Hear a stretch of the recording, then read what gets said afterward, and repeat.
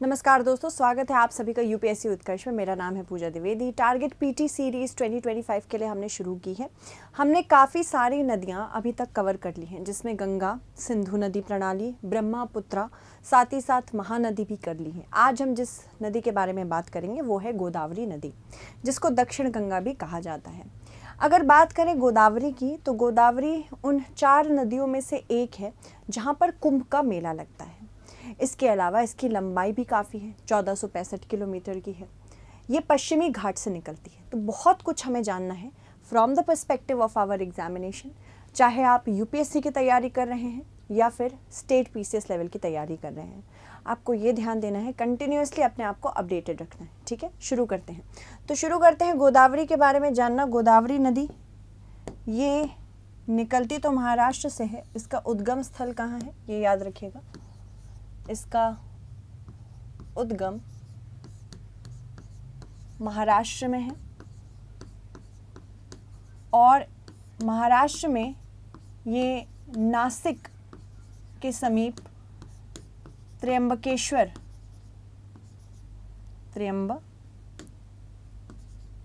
से निकलती है। ठीक है, इसको दक्षिण गंगा भी कहा जाता है, दक्षिण गंगा। ठीक है, इसकी जो लंबाई है वो 1465 किलोमीटर की है। ये शुरू होती है पश्चिम घाट से और ये पूर्वी घाट तक बहती है और फिर बंगाल की खाड़ी में गिर जाती है। पूर्वी घाट तक बहती है और फिर बे ऑफ बंगाल यानी कि बंगाल की खाड़ी में गिर जाती है। ठीक है, तो इसको याद रखना है। क्वेश्चंस अगर पूछे जाएं तो बताइएगा कि ये कहाँ गिरती है। तो ये बंगाल की खाड़ी में जा गिरती है। इसके अलावा इसकी बहुत सारी सहायक नदियां हैं। वर्धा, वायगंगा, पेनगंगा, ये सब इसकी बाईं हाथ की सहायक नदियां हैं। फिर दाहिने तट की भी बहुत सारी सहायक नदियां हैं, जिसमें पेदवागु भी है, मंजरा है, प्रवरा है। तो ये सारी इम्पॉर्टेंट नदी इसको एक एक करके ज्वाइन करती हैं और फिर इसको एक व्यापक तौर से कृष्णा नदी के साथ मिलने के बाद गंगा डेल्टा, माफ़ कीजिएगा, गोदावरी कृष्णा डेल्टा बनाने में सहायता करती है। ठीक है, तो इसे दक्षिण गंगा कहा जाता है। ये हमको याद रखना है। लंबाई हमको याद रखनी है इसकी कितनी है। ये पश्चिम घाट से निकलती है, पूर्वी घाट तक जाती है और फिर बंगाल की खाड़ी में जाके गिरती है। इसका उद्गम स्थल कहाँ है? महाराष्ट्र के नासिक के पास त्र्यंबकेश्वर से है। इसके अलावा यहाँ पे ये भी ध्यान रखना है कि ये उन 4 नदियों में से एक है जिसके पास कुंभ का मेला लगता है। तो ये भी याद रखना है। 4 नदियाँ जहाँ कुंभ का मेला लगता है, जहाँ कुंभ का मेला लगता है। बता सकते हैं क्या कौन कौन सी जगह है ये? पहली तो गंगा है, दूसरी यमुना है, तीसरी क्षिप्रा नदी है और चौथी गोदावरी है। और गोदावरी नदी का बेसिन क्षेत्र भी काफ़ी बड़ा है। तो यहाँ पे ये भी ध्यान रखना है, बेसिन पूछा जा सकता है।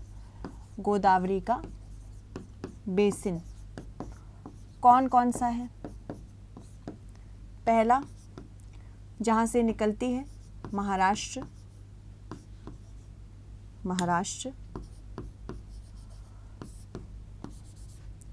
मध्य प्रदेश, तीसरा छत्तीसगढ़,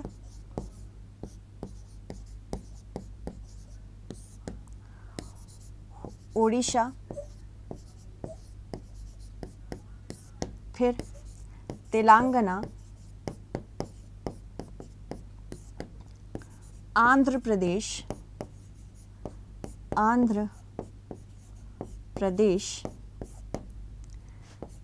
इसके अलावा कर्नाटक भी है कर्नाटक में थोड़ा सा ही है, कर्नाटक एवं पुदुचेरी, पुदुचेरी में भी थोड़ा सा क्षेत्र है। तो मैंने आपको इससे पहले भी जितनी नदियाँ कवर की थी उसमें मैंने आपको बताया था कि ये हमको याद रखना है कि बेसिन क्षेत्र क्या होता है, जहाँ से इसकी बहुत सारी सहायक मुख्य नदी की अगर सहायक नदियाँ कहीं आके इसको मिल रही हैं तो वो जितनी भी क्षेत्रों से जहाँ से भी ट्रिब्यूटरीज या सहायक नदियाँ निकलती हैं उसे बेसिन कहते हैं। तो ये हमको ध्यान रखना है। बेसिन कहाँ कहाँ है? महाराष्ट्र में है, मध्य प्रदेश, छत्तीसगढ़, उड़ीसा, तेलंगाना, आंध्र प्रदेश, कर्नाटक और पुदुचेरी में भी है। बहुत सारी इम्पॉर्टेंट नदियाँ हैं, बहुत सारी सहायक मुख्य सहायक नदियाँ हैं जो मध्य प्रदेश से निकलती हैं। स्पेशली अगर हम बात करें इसकी बाएं तट की सहायक नदियाँ, बहुत सारी सहायक नदियाँ हैं जो इसकी महाराष्ट्र से निकलती हैं, उड़ीसा से निकलती हैं। तो इसी वजह से इसका बेसिन बहुत व्यापक है, तो इसको भी याद रखिएगा। ठीक है, क्वेश्चन आ सकता है कि गंगा, यमुना, क्षिप्रा नदी के अलावा और कौन सी ऐसी नदी है जिसके तट पर कुंभ का मेला लगता है?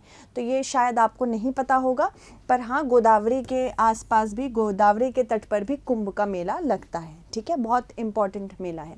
इसके अलावा अगर हम बात करें गोदावरी नदी की, तो इसका मेंशन या इसका उल्लेख रामायण में भी है, महाभारत में भी है और बहुत सारे हिंदू पुराणों में इसका उल्लेख किया गया है। तो ये भी आपको याद रखना है कि इसका उल्लेख रामायण में भी है, महाभारत में भी है, उल्लेख है।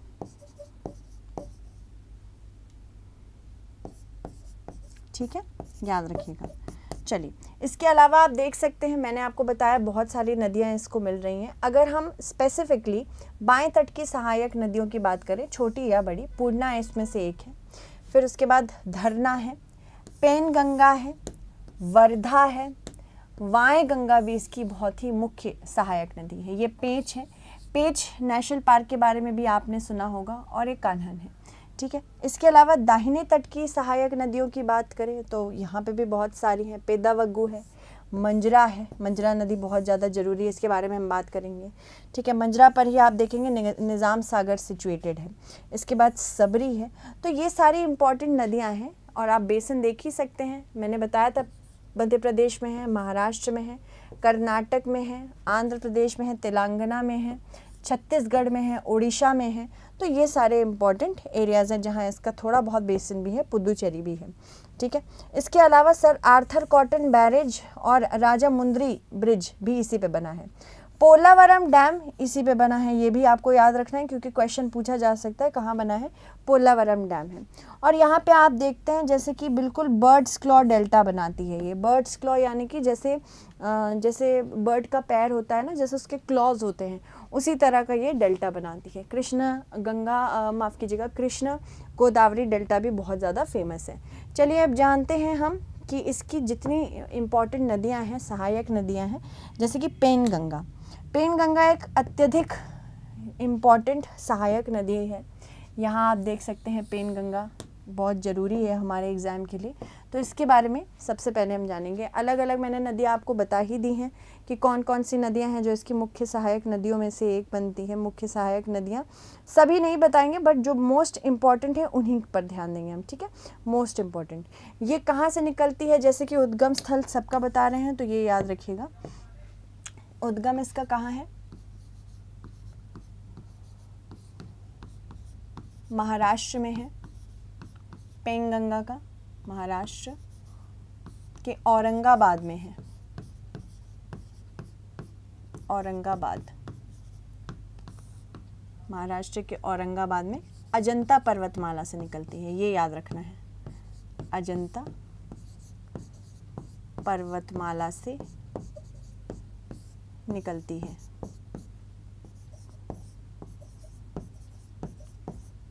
कौन? पेनगंगा। ये देखिए, ये है ना पेनगंगा, ये अजंता पर्वतमाला से निकलती है महाराष्ट्र के। ठीक है, और जैसे कि आप देख सकते हैं ये तेलंगाना और मध्य प्रदेश के बीच में ऑलमोस्ट एक लाइन बनाती है, तो एक सीमा भी बनाती है। किसके किसके बीच में? महाराष्ट्र एवं तेलंगाना के समीप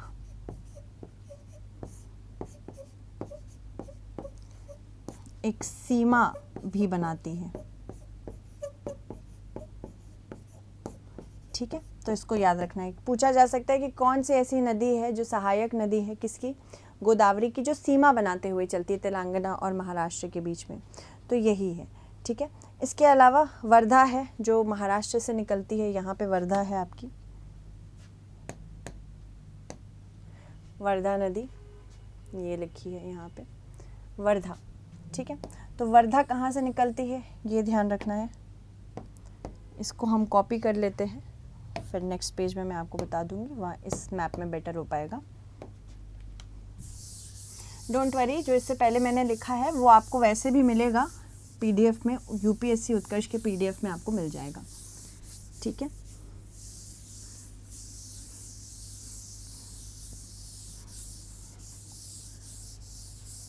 तो यहाँ पे ऑलरेडी मैंने कर दिया था, जो वर्क ऑलरेडी आपके पास है, पर हमको याद रखना है कि इसको कॉपी करके वर्धा नदी इस पे बहुत अच्छा बता पाऊँगी।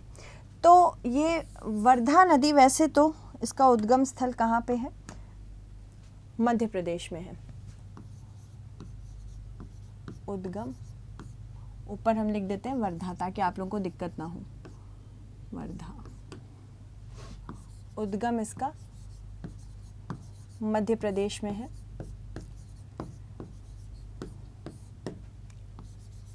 ये सतपुड़ा, ये मुल्ताई के पास से, बैतूल में मुल्ताई के पास से निकलती है, बैतूल में मुल्ताई के पास से निकलती है। और साथ ही साथ ये सतपुड़ा, ये याद रखना है, सतपुड़ा पहाड़ी से निकलती है, सतपुड़ा पहाड़ी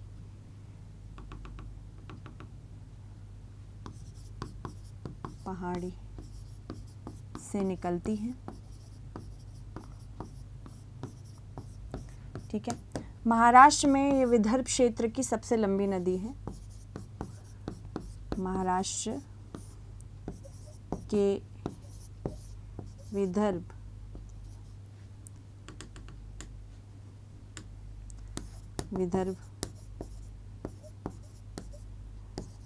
क्षेत्र की सबसे लंबी नदी है। ये पूछा जाता है कि कौन सी नदी है, कैसी नदी है, तो ये आपको याद रखना है कि भाई वर्धा जो है ये विदर्भ क्षेत्र में बहुत महत्वपूर्ण मानी जाती है। ठीक है, कौन, ये वर्धा नदी। ठीक है, उसके बाद जब वर्धा नदी, जैसे कि आप देख सकते हैं, ये वाई गंगा से जाके मिल रही है, तो ये वाई गंगा है, इससे जाके वर्धा नदी इस क्षेत्र में मिल जाती है। और जैसे ही वाई गंगा और वर्धा मिलती है तो दोनों का नाम प्राणहिता है, साथ में इनको प्राणहिता बोलते हैं। तो पूछा जा सकता है कि वाई गंगा और वर्धा जब मिलती हैं तो क्या बनता है, तो वाई गंगा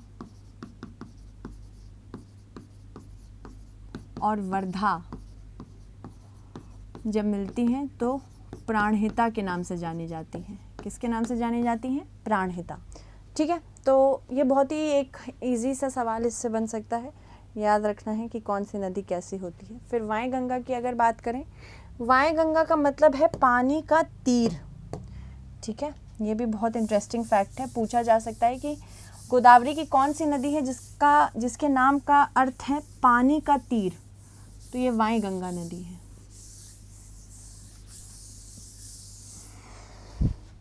लिखिएगा वाई गंगा। ठीक है,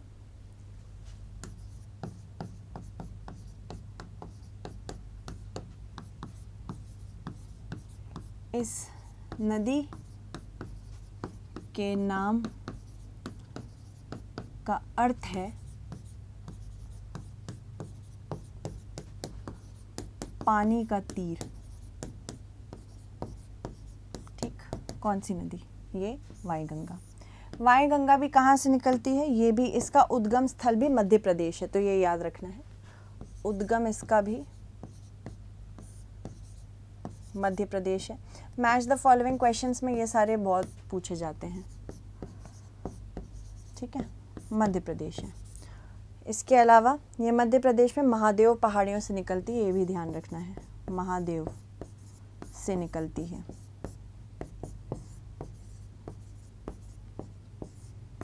फिर वायगंगा और वर्धा जब मिलती हैं तो क्या बन जाती हैं, इनका नाम क्या हो जाता है, प्राणहिता।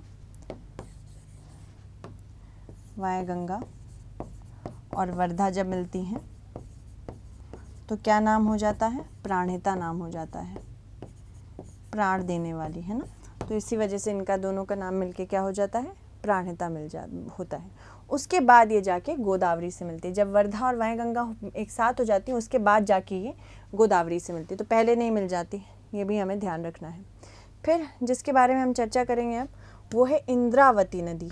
बहुत ज़रूरी नदी है, ये तो हमने वर्धा के बारे में देख लिया, ठीक है। जैसे आपको मैंने बताया था गोदावरी त्र्यंबक के पास से निकलती है। इसके अलावा पूर्णा नदी भी बहुत ज़रूरी है। वर्धा है, ये वायगंगा जब निकलती हैं ये प्राणहिता के नाम से जानी जाती हैं। एक बहुत ही महत्वपूर्ण बाएं तट की सहायक नदी है, वो है इंद्रावती नदी, ठीक है। तो इंद्रावती के बारे में जानते हैं क्योंकि ये भी जानना हमारे लिए बहुत ज़्यादा ज़रूरी है। तो इंद्रावती की बात करें तो ये एक सहायक नदी है, ये महाराष्ट्र, छत्तीसगढ़ और ओडिशा में बहती है, ठीक। तो याद रखना है इंद्रावती, वैसे तो अगर जाने ये निकलती है ओडिशा के कालाहांडी ज़िले से, कालाहांडी ज़िले से। स्पेसिफिकली अगर कहें तो ये पूर्वी घाट के पश्चिमी क्षेत्र से निकलती है, पूर्वी घाट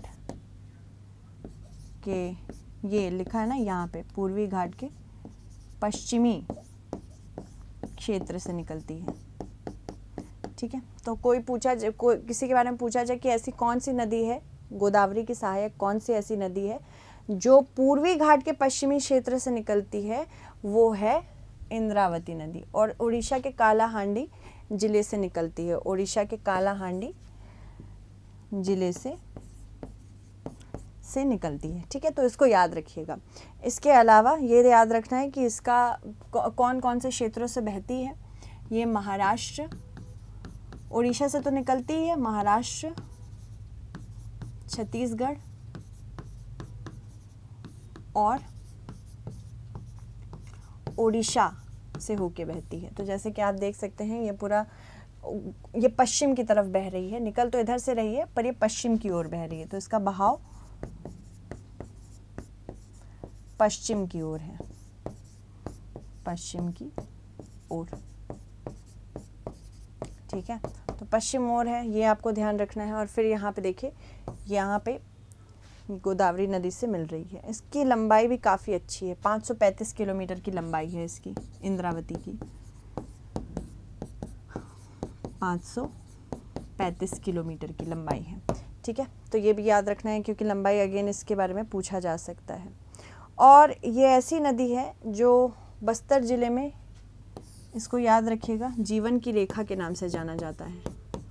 बस्तर ज़िले में इसको जीवन की रेखा के नाम से जाना जाता है, ठीक है। तो अलग अलग नदियों के हर जगह पे अलग अलग नाम होते हैं, ये याद रखना है। और ये दांतेवाड़ा में मिलती है गोदावरी से, ये दांतेवाड़ा में गोदावरी से मिलती है।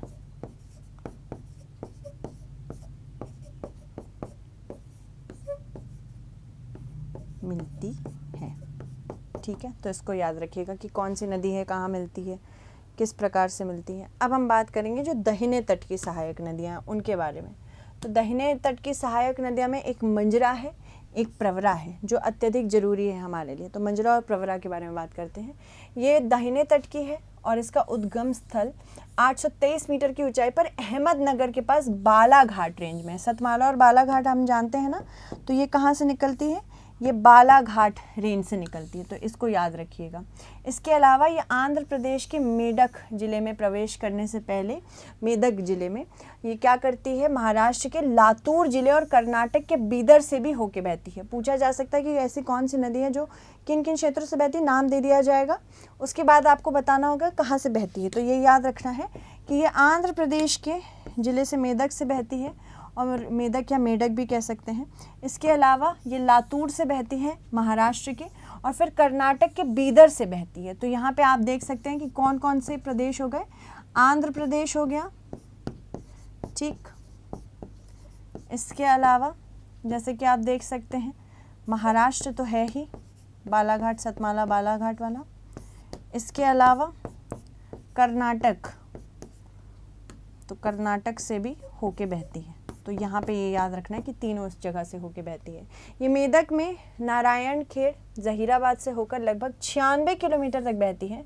संगारेड्डी और नरसापुर तालुका तक रहती है। अंततः यह निज़ामाबाद के निकट बसारा में गोदावरी नदी से मिल जाती है। निज़ाम सागर का निर्माण आंध्र प्रदेश के नियामाबाद जिले के अच्चमपेटा और बंजापल्ले गांव के बीच मंजरा नदी पर किया गया है। तो ये पूछा जा सकता है कि निज़ाम सागर जो है वो कहाँ बना है। तो ये आपको याद रखना है, निज़ाम सागर जो है वो मंजरा नदी पर बना हुआ है। यहाँ पे आपको दिख भी जाएगा निज़ाम सागर, जब मैंने शुरू में आपको बताया था। ये है ना निज़ाम सागर, ये मंजरा नदी पे बना है, ठीक है। तो इसको याद रखिएगा। चलिए नेक्स्ट देख लेते हैं हमारे पास कौन सी सहायक नदी है। अब हम प्रवरा के बारे में बात करेंगे। तो यहाँ पे मंजरा तो हो गई थी, ये प्रवरा है, ठीक है। तो प्रवरा जो है ये भारत के महाराष्ट्र राज्य के अहमदनगर जिले से बहने वाली एक नदी है। गोदावरी नदी की एक सहायक नदी और पश्चिमी घाट से निकलती है।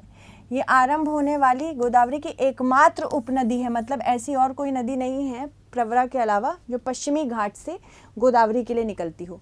पर प्रवरा नदी ऐसे आप देख सकते हैं यहाँ पे प्रवरा भी पश्चिमी घाट से निकलती है, उपनदी है, ठीक है। इसको याद रखना है। अब बहुत सारे इम्पॉर्टेंट प्रोजेक्ट्स हैं, बहुत सारे इम्पॉर्टेंट इनिशिएटिव्स हैं जो इस नदी पर लिए गए हैं, गोदावरी नदी पर, जिसमें से एक कालेश्वरम लिफ्ट सिंचाई परियोजना है जो कि काफ़ी ज़्यादा हद तक न्यूज़ में रही थी बीच में, जब विवाद चल रहा था कालेश्वरम डैम को लेके। तो कालेश्वरम ये भारत का सबसे बड़ा multi stage lift irrigation project है। तो ये आपको याद रखना है कि ये भारत की सबसे बड़ी सिंचाई प्रणाली वाला प्रोजेक्ट है। मल्टीपर्पस नहीं है पर मल्टी स्टेज है। इसमें ग्रेविटी कनाल यानी कि गुरुत्वा कनाल बनाया जाएगा 1531 किलोमीटर का। इसके बाद इसकी टनल की रूट 203 किलोमीटर की है। फिर उसके बाद इस पर 20 लिफ्ट हैं, 19 पंप हाउसेस बनाए गए हैं। यहाँ पे ये स्टोरिंग कैपेसिटी भी रखता है 141 TMC वाटर की। इसके अलावा 19 रिजर्वॉयर बनाए गए हैं, बांध बनाए गए हैं, बांध के अंदर पानी होता है उसको बनाया गया है। 1832 kilometre length of water supply road भी बनाई गई है। यहाँ पे इस क्षेत्र में स्पेसिफिकली तेलंगाना के क्षेत्र में जो ऐसे एरियाज़ हैं जहाँ पे इरिगेशन या फिर सिंचाई परियोजनाएं बहुत नहीं हैं, उसके लिए बनाया गया था। तेलंगाना में स्थित यह परियोजना गोदावरी नदी के पानी के ऊपरी क्षेत्रों में पहुंचाने के लिए एक लिफ्ट सिंचाई प्रणाली का उपयोग करती है। फिर उसके बाद पोलावरम की बात करें, यहाँ पे पोलावरम डैम है, यहाँ आंध्र प्रदेश में स्थित है। यह परियोजना गोदावरी नदी पर एक बहुउद्देशीय बांध है। बहुउद्देश्य यानी कि सिंचाई भी कर लेगा, बहुउद्देश्य यानी कि ये पानी पीने के पर्पस के लिए, डोमेस्टिक यूज़ के पर्पस के लिए, इंडस्ट्रियल पर्पस यानी कि औद्योगिक पर्पस के लिए भी इस्तेमाल किया जाएगा। अब चलिए इससे रिलेटेड क्वेश्चन देख लेते हैं। इसका आंसर आपको कमेंट सेक्शन में करना होगा, ठीक है। तो पहला है निम्न कथनों पर विचार करें। कालेश्वर लिफ्ट सिंचाई परियोजना गोदावरी नदी पर तेलंगाना में स्थित है। आंध्र प्रदेश में स्थित पोलावरम परियोजना गोदावरी नदी पर एक बहुउद्देशीय बांध है। तो आपको बताना है इनमें से कौन सा कथन, ये कौन से कथन सत्य हैं। फिर उसके बाद निम्न कथनों पर विचार करना है। प्रवरा नदी भारत के महाराष्ट्र राज्य के अहमदनगर जिले में बहने वाली एक नदी है। प्रवरा नदी पश्चिमी घाट में आरंभ होने वाली गोदावरी की एकमात्र सहायक उपनदी है। उपरोक्त में से आपको बताना है कौन सा कथन सही है। सारी रिलेटेड इन्फॉर्मेशन आपको हम ऑलरेडी दे चुके हैं। इसके अलावा निम्न कथनों पर विचार करना है। मंजरा नदी का उद्गम स्थल 823 मीटर की ऊंचाई पर अहमदनगर के पास बालाघाट से है। मंजरा नदी निज़ामाबाद के निकट बसारा क्षेत्र में गोदावरी नदी से मिल जाती है। तो अगेन इसमें आपको बताना है इनमें से कौन सा कथन सत्य है। इसके अलावा निम्न कथनों पर विचार कीजिए। इंद्रावती नदी पूर्वी घाटी के पश्चिमी ढलान पर ओडिशा के कालाहांडी जिले से निकलती है। इंद्रावती नदी दांतेवाड़ा जिले के भद्रकाली में गोदावरी नदी से मिल जाती है। फिर आपको बताना है उपरोक्त में से कौन सा कथन सत्य है। केवल एक, केवल दो, दोनों सही है, दोनों में से कोई नहीं। फिर निम्न कथनों पर विचार कीजिए। गोदावरी नदी का उद्गम महाराष्ट्र राज्य में नासिक के समीप त्र्यंबकेश्वर से होता है, गोदावरी कृष्णा नदी के साथ मिलकर कृष्ण गोदावरी डेल्टा का निर्माण करती है। तो चलिए अब एक एक करके सॉल्व करते हैं। सबसे पहला क्वेश्चन जो देख रहे हैं, कालेश्वरम लिफ्ट सिंचाई परियोजना गोदावरी पर है और हाँ ये तेलंगाना में स्थित है और ये तेलंगाना के ऊपरी हिस्सों में पानी पहुंचाने की कोशिश करेगा क्योंकि इन क्षेत्रों में पानी की काफ़ी कमी रहती है। तो ये आपको ध्यान रखना है और ये भी याद रखना है कि बहुउद्देश्य नहीं है। कभी कभी आप लोगों को लगता होगा कि एक पर्टिकुलर प्रोजेक्ट, हर ही पर्टिकुलर प्रोजेक्ट्स क्या होंगे, बहुउद्देश्य होंगे, पर ये बिल्कुल भी बहुउद्देश्य नहीं है। तो पहला बिल्कुल सही है। यहाँ मैंने आपको दिखाया भी था कि कालेश्वरम कहाँ है। कालेश्वरम यहाँ पे अपर तेलंगाना एरिया में सिचुएटेड है। इसके अलावा पोलावरम जो है, पोलावरम ये आंध्र प्रदेश में है। ये गोदावरी नदी पर एक बहुउद्देश्य बांध है, यानी कि बहुत सारे उद्देश्य पूरे होंगे इसको लगाने के बाद, चाहे वो सिंचाई हो, चाहे वो औद्योगिक क्षेत्र के लिए हो, चाहे वो हाउस होल्ड कंजम्पशन के लिए हो। तो पहला सही है, दूसरा भी सही है। तो यहाँ पे दोनों सही हैं, ये करेक्ट आंसर होगा। आपको बताना होगा कि आपने कितने सही किए, मेरे साथ ही करते जाइए, ठीक है। फिर उसके बाद निम्न कथनों पर विचार करिए। प्रवरा नदी भारत के महाराष्ट्र राज्य से निकलती है, अहमदनगर जिले से बहती है। इसके अलावा प्रवरा नदी पश्चिमी घाट में आरंभ होने वाली गोदावरी की एकमात्र उप सहायक नदी है। तो मैंने आपको बताया ही था कि प्रवरा नदी के बारे में, यहाँ मैंने आपको दिखाया था किस प्रकार से प्रवरा नदी निकलती है पश्चिमी घाट से। साथ ही साथ ये गोदावरी के लिए उद्गम होने वाली, पश्चिमी घाट से उद्गम होने वाली पहली और एकमात्र नदी है, ठीक है। तो यहाँ पे आपको ध्यान रखना है तो कि पहला बिल्कुल सही है, दूसरा भी सही है। तो यहाँ पे भी क्या होगा, दोनों सही हैं। कौन सा कथन सत्य है देखना था। इसके अलावा तीसरा जो बोल रहा है, मंजरा नदी का उद्गम क्षेत्र 823 मीटर की ऊंचाई पर अहमदनगर के पास बालाघाट रेंज से होता है। मंजरा नदी निज़ामाबाद के निकट बसारा गोदावरी में मिलती है। यहाँ पे भी पहला सही है और दूसरा, यहाँ पे देखिए मंजरा के बारे में पढ़ाया था ना आपको यहाँ पे कि मंजरा नदी बालाघाट रेंज से निकलती है, आंध्र प्रदेश के मेदक में जाती है, लातूर जाती है महाराष्ट्र के, और फिर कर्नाटक के बीदर क्षेत्र में जाती है। तो यहाँ पे पहला तो सही है और दूसरा भी सही है, ठीक है।